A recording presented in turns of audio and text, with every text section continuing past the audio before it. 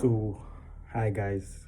Um, I know you don't really know me. My name is King David Ambrose, or you can call me KD. That's my nickname. Um, before I continue, because I want to tell a story of how I went to UK and how everything went down. But before I say that, please, I want you guys to subscribe to my YouTube channel, please. Yeah. So yeah, let me start. So I finished secondary school in 2020. Yeah.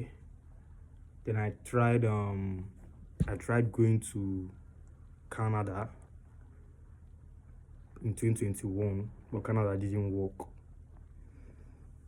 So throughout 2021 I was at home throughout.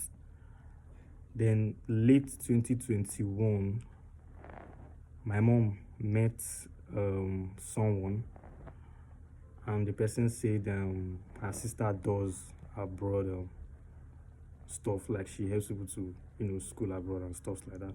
So yeah, my dad said, okay, let's try her. We tried her. She said she can't do Canada, that is only UK that she can do. Initially I didn't want to go to UK initially, but because I didn't want to stay at home, and so I just had to accept the UK, and we started the process. I did the tuberculosis test. I just did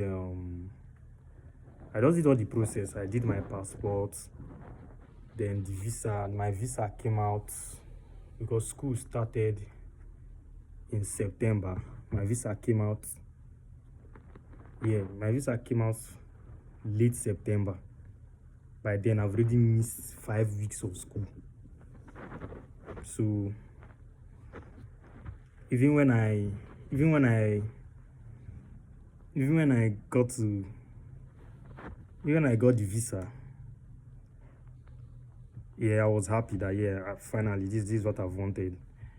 Yeah, so I really wanted to travel outside the country because I like football. So I wanted to use the school way to see if I can, make it in football. But unfortunately, I went there. I know at first when I went, it was okay. The woman that helped me process everything, I was staying at her place with her brother. Then like 2 weeks later, they started telling me that I have to move out, and that is where things started getting rough for me. And seeing a house in UK, I don't know how it is now, but seeing a house in UK then is hard and is expensive. And coming to the UK, my dad has already spent a lot, millions of naira. So I now had to look for a job. Now finding that job too is also hard because everybody is looking for a job. And that year I went to UK, there were a lot of people going to UK. I tell you, man, the airport was packed. Like, bro. So that's where the whole hardship started. I moved out. I managed to find a place. I was living with one family. They rented their room to me. They were the man, the wife, the 2 kids, and the wife's mother. Then me. All of us were in that house. I was paying, my rent was £300 every month. I have this room. This room is small as fuck. No, sorry to use that language, but it was so small. Like, you can look at my room, like you can see the space. That room that room was crazy, man. But that's by the way. So after I stayed there, the woman there frustrated my life. Oh shit. She frustrated my life, to be honest with you. Like, I would be hungry, and let me just say, I take this woman's bread, just bread. She will come back and she will start shouting that I ate her bread, I like touching her things, this, that. And we are all Nigerians, so we are all Nigerians in the house. So this woman was cruel to me. The only person that was really good to me in that house was the woman's mother. She was the only person that at times she would even cook for me. Man, I don't want to make it too long. So after that, there's a day that I went to work, because by then, by the grace of God, I've seen work. I was working at a warehouse. If you have any friend in the UK, ask them about a warehouse job. They will tell you that job. That job, bro, I suffered. That job was crazy. So I was working at the warehouse here. Then that month my rent was to expire, and before then, by the grace of God, I've already seen someone I was going to stay with now in a student accommodation. That is Calcott 10. And an elderly man, a middle-aged man. So we just agreed that we'll be paying the rent together and we'll stay. And I paid, he said I should just pay any amount. Then I paid him £12 to him. We agreed that we'll be paying £250 each every month. So I paid £12 to him first. Then, so I was still in that house. Then, when I went to work and I came back, I was so hungry, and this woman cooked. And this woman will cook. She won't even. I'm not an entitled person. I'm not an entitled person, but she have conscience. She will cook. She won't even say, "Ah, David, you like to take a little," something like that. But she never said anything like that to me.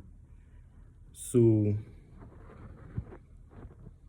I came back that day. I took little of her egusi soup. I had gari. Little of her egusi soup. I didn't even take meat. I know what I did was wrong. I know. But I was so hungry. I didn't have the energy to even cook anything. So I took little of her soup, then made my own gari. Then this woman came back and started shouting that I'm a thief, that I've been touching her things in his house, that this, that, to the point that she threw bread inside the dustbin. She don't want to eat the bread again. I went to take that bread to eat. She still complained that why would I take the bread from the dustbin to eat? Bread that you have thrown away for me. Bread that you have thrown away that you don't want again. So I say I'm hungry, let me eat it. She went to complain to her mother. Her mother then shouted for her too, that why will she be complaining for a bread that she have thrown away? Man, it was crazy, bro. UK. Then after that incident, she shouted. By then, I thank God I've already paid the other guy for the accommodation. He was already there. So I just so when I came back from work that night, I've already packed my bag, everything kept. So when I came back, I just ordered Uber and I moved. They were not around when I was moving. They were not around at all. So it was only the woman's mother that was around. And when I was in that house, I think I lost my key. So when I come, I have to knock outside for hours in the cold. If you know how cold the UK is. So I knocked, she opened, I took my things out and I left. She didn't even like message me or call me that did I just go like that? I just left. Then I was staying at Calcott. I was staying at Calcott with that guy in student accommodation. Then, the way housework I was doing, all of a sudden, they said they don't need me again. I have to start looking for another job. Now, the rent to pay for the Calcott has reached. I don't have money. It was the guy that was covering for me. That later I'll pay him. I told him, I promised him that later I'll pay him. So, he was paying for me. I looked for a job for several months. It just looked as if I was not trying. To the point where the guy I was staying with was not telling my dad that I'm lazy, that I'm just sleeping. That anytime he goes to work, I'll just be sleeping. Meanwhile, I've been searching for jobs. I searched for a job like this. I did not see. But eventually, Calcott said, it reached September. Calcott said all the students should move out, that they want to clean the whole building or whatever. And staying two in a room in an accommodation is not good. If the accommodation knows, that is a problem. So we had to keep the secret. Then eventually that day, I packed my things. I didn't know where to go. I was homeless. Then I called that woman. I called the brother, the woman that helped me. I called the brother to help me. I went to his house with my box. He told me, I met, there's a woman there. I met her. She told me that he's not around, that he has gone out, that she cannot allow me to enter inside the house. And I was just outside. Thank God it was summertime. Maybe around this period is summertime now in the UK. It was around this period. There was no cold outside. If not, I just stayed. I sat on the ground. I was like, God, where will I go to now? Then I called the woman that helped me process the thing. Then she said, and she knows somebody in her former house where she stays. That is Wren Street, 32 Wren Street in Coventry. So she called the woman and she agreed. They allowed me to stay I slept on the couch. You see that couch? Very small couch like this. Wait, let me charge my phone.